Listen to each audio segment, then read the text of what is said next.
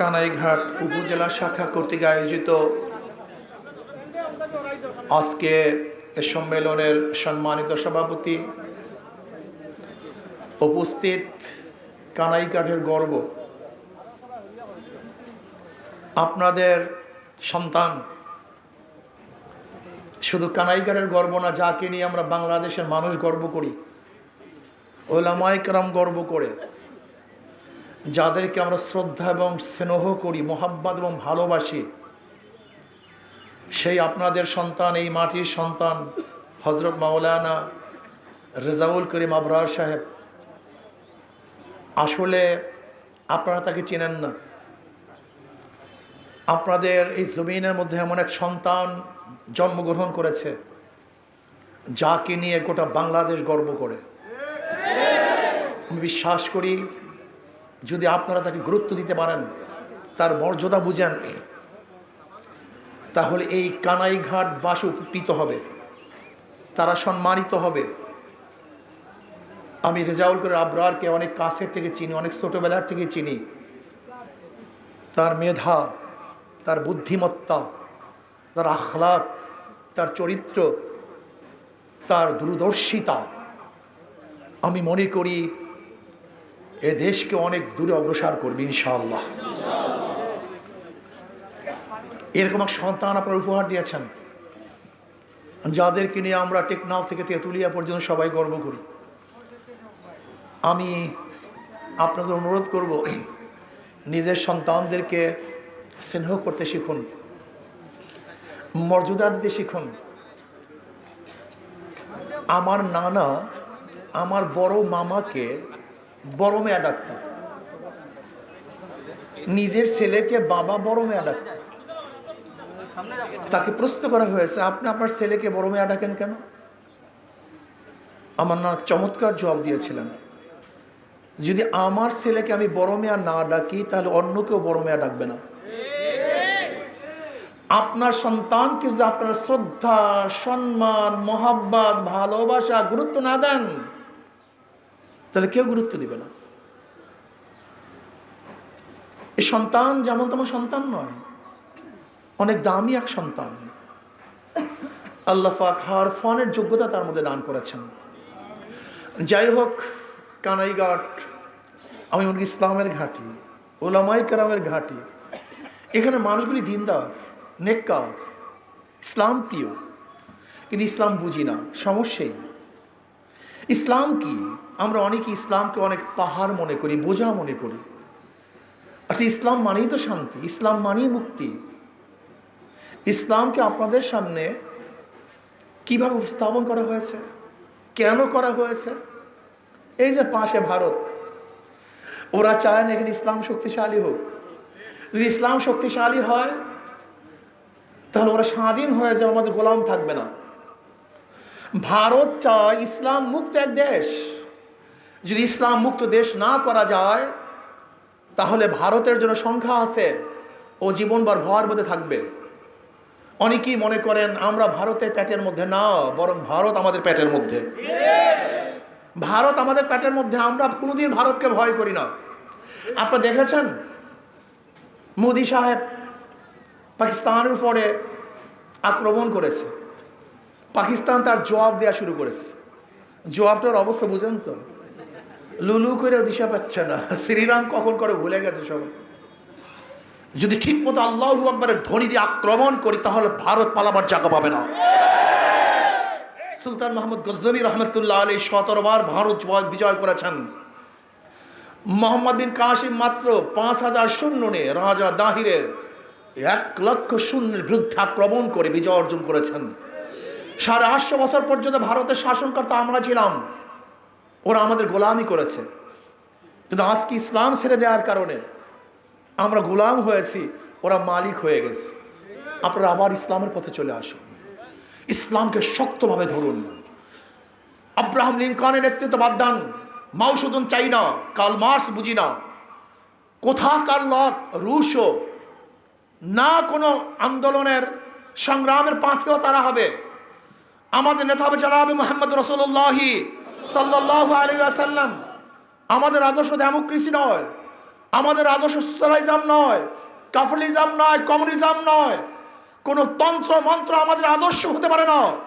সরদার দো আলম আলাইহিস সালাতু ওয়াস সালাম যে আদর্শ নিয়ে এসেছেন সেইটি আমাদের আদর্শ হবে। কোন নেতা আমাদের নেতা হতে পারে না। আমাদের নেতা জনাবে মুহাম্মদ রাসূলুল্লাহ সাল্লাল্লাহু আলাইহি ওয়াসাল্লাম আমাদের নেতা। আমরা তার নেতৃত্বই মানি এবং আল্লাহর কর্তৃত্ব মানি, অন্য কার কর্তৃত্ব মানি না, কাউকে নেতৃত্ব আমরা বসাতে চাই না। আমার নেতা জনাবে মুহাম্মদ রাসূলুল্লাহ সাল্লাল্লাহু আলাইহি ওয়াসাল্লাম যে আমাদের নেতা, সে আমাদের আকা, তিনি আমাদের সব। আজকে কানাই ঘাট বাসীকে বলবো, একটা স্লোগান দেন, এই স্লোগান আমরা ঐক্যবদ্ধ হই। আমার নেতা, তোমার নেতা, বিশ্ব নবী মুস্তাফা। আমরা সবাই নবীর সেনা, ভয় করি না বুলেট বোমা। এই স্লোগান চরমনের স্লোগান নয়, এই স্লোগান কোনো ব্যক্তির স্লোগান নয়, এই স্লোগান কোনো দলের স্লোগান নয়, এই স্লোগান হলো প্রত্যেকটা কলেমাগো মুসলমানদের স্লোগান। এই স্লোগান আমাদের সবার স্লোগান, এই স্লোগান মুসলমানদের স্লোগান। যেই মুসলমানরা স্লোগান দিয়ে রাজা গৌর গোবিন্দের তখ্ত তাউসকে তস্তার করে দিয়েছে, সেই স্লোগান আমাদের মধ্যে থাকবে না কেন? নারায়ে তাকবীর। এই আওয়াজে গৌর গোবিন্দের তখ্ত তাউস ভাঙবে না। আমাদের মুসলমানদের মধ্যে সেই কণ্ঠ নাই, সেই কলিজা নাই, সেই কলম নাই, সেই অবস্থান আমাদের মধ্যে নাই, আমাদের মধ্যে সেই সাহস নাই। আজকের থেকে স্লোগান দিতে হবে, তোমার নেতা আমার নেতা বিশ্ব নবী মুস্তাফা। স্লোগান দেবো, আপনার দুই হাত তুলে জোশের সাথে আওয়াজ তুলবেন। রাজি আছেন ইনশাআল্লাহ? সবাই রেডি হন, সবাই রেডি হন। দুই হাত তুলে আজকে স্লোগান দেব, তোমার নেতা আমার নেতা।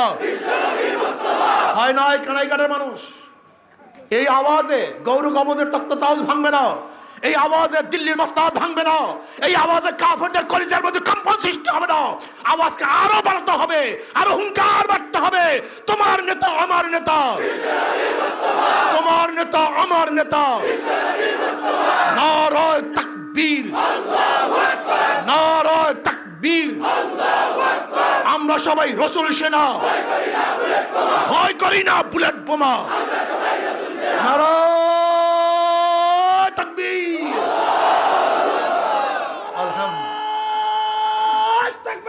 আল্লাহু আকবার। বিশ্ব নবী মুস্তাফা, বিশ্ব নবী মুস্তাফা। ভয় করি না বুলেট বোমা।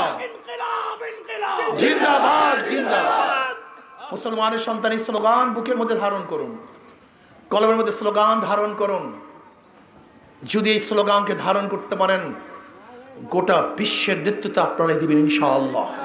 সেই দিন আসতেছে, সেই সময় আসতেছে, যেরকম বাতিলদের সূর্য ডুবতেছে, ইসলামের সূর্য উদিত হচ্ছে ইনশাআল্লাহ। আগামী নির্বাচন ইনশাআল্লাহ সবাই ইসলামের পক্ষে থাকা রাজি আছেন ইনশাআল্লাহ? সবাই থাকতে রাজি আছেন ইনশাআল্লাহ? কে রাজি? আল্লাহু আকবার। মাশাআল্লাহ, আলহামদুলিল্লাহ। কোন তন্ত্র, কোন মন্ত্র বিশ্বাসী আমরা নই। আমি বিশ্বাস করি কানাইঘাটে যে সমস্যাগুলি আছে, যদি আমি এখানে স্থানীয় না, কিন্তু আবরার সাহেব আমাকে বলছেন এই হিসাবে সাধ্য অনুযায়ী চেষ্টা করবো, আপনাদের পাশে থাকার চেষ্টা করব। আজকে পরিবেশের দোহাই দিয়ে যে পাথর কয়েরি বন্ধ করে দেওয়া হয়েছে, আমি প্রথমবারই ইউনূস সরকারকে বলেছিলাম এগুলো সম্পূর্ণ ভারতের চাল। আমাদের অর্থনীতিকে দুর্বল করতে চায়, ওদের অর্থনীতিকে সফল করতে চায়। আমাদের নিজেদের এলাকার থেকে পাথর তারা বন্ধ করে দিয়েছে, ভারতের পাথর, পচা পাথর সাপ্লাই দিয়েছে। এর বিরুদ্ধে প্রথমে আমি কথা বলেছিলাম, ইনশাআল্লাহ আপনারা যদি পাশে থাকেন আমি এমন আন্দোলন করব, ওরা পাথর কয়েরি ছাড়তে বাধ্য হবে। আপনারা থাকবেন ইনশাআল্লাহ? যখন ডাক দেবো থাকবেন তো ইনশাআল্লাহ? সবাই ঐক্যবদ্ধ ভাবে যদি আমরা আন্দোলন করি, আমাদের পাথর আমরা তুলবো, বাধা দেওয়ার সাহস কার? আমরা আমাদের পাথর উঠাবো, কেউ বাধা দিতে পারবে না। সরকারের বাবার ক্ষমতা নাই, আমাদের অধিকারকে রক্ষা করবো আমরা, ওরা বাধা দেওয়ার কোনো ক্ষমতা রাখে না। ইনশাআল্লাহ আপনারা কাছে থাকবেন, যদি ডাক দেই লক্ষ লক্ষ মানুষ ঐক্যবদ্ধ ভাবে এমন আন্দোলন করে তুলবো, সরকার আমাদের পাথর কয়েরি খুলতে বাধ্য হবে। যদি সোজা আঙ্গুলে ঘি না ওঠে, আমরা আঙ্গুলকে ব্যাখ্যা করবো ইনশাআল্লাহ। কি রাজি আছেন ইনশাআল্লাহ? আসুন আমরা সবাই ঐক্যবদ্ধ হয়ে কাজ করি। আর আপনারা জানেন ইসলামী আন্দোলন বাংলাদেশের কথায় কাজে মিল আছে, তাদের প্রতিজ্ঞার সাথেও মিল আছে। নৌকা নিয়ে যারা নির্বাচন করে তারা নিজেরা নৌকা চালাতে পারে না, যারা ধানের শীষে নির্বাচন করে ধান কাটতে পারে না, যারা নাঙ্গল নিয়ে নির্বাচন করে তারা নাঙ্গল বইতে, যারা গরু চাকা নিয়ে নির্বাচন করে গরুর গাড়ি চালাতে। কিন্তু ইসলামী আন্দোলন বাংলাদেশে এমন প্রতীক হাত পাখা, যে নির্বাচন করে সেও চালাতে পারে, যারা করে তারাও চালাতে পারে, পুরুষরাও চালাতে, মহিলারাও চালাতে পারে, কথা ঠিক না? শুধু কি তাই, কারেন্ট ফিল করে কিন্তু হাত পাখা ফেল করে না। শুধু কি তাই, কেউ কার মার্কা বুকে নিয়ে ঘুমায় না, কিন্তু হাত পাখা এই যে হাত পাখা এমন এক প্রতীক যে এটা বুকে নিয়ে মানুষ রাত্রে ঘুমিয়ে থাকে। এটা বুকের প্রতীক, কলিজার প্রতীক, সাথী প্রতীক। আমি বিশ্বাস করি যেরকম ইসলামী আন্দোলনের প্রথমে ইসলাম শান্তি, তার প্রতীকের মধ্যে শান্তি, তার মানুষগুলিও শান্তি। ইসলামী আন্দোলন বাংলাদেশের যে হাত পাকে বিজয় হয়, তাহলে জনগণ বিজয় হবে, এই দেশ বিজয় হবে, মানুষ বিজয় হবে, মানবতা বিজয় হবে। কাজে আসুন, সব মার্কা দেখা শেষ, হাত পাখার বাংলাদেশ। সব মার্কা দেখা শেষ, হাত পাখার মার্কা। থাকবেন তো ইনশাআল্লাহ? আছেন তো ইনশাআল্লাহ? আমরা মুনাফিক নই, যা বলি তাই করি। আল্লাহ আমাদের সবাইকে ইসলামের পক্ষে, মানবতার পক্ষে, এই দেশের পক্ষে ঐক্যবদ্ধ কাজ করার তৌফিক দান করেন। আল্লাহ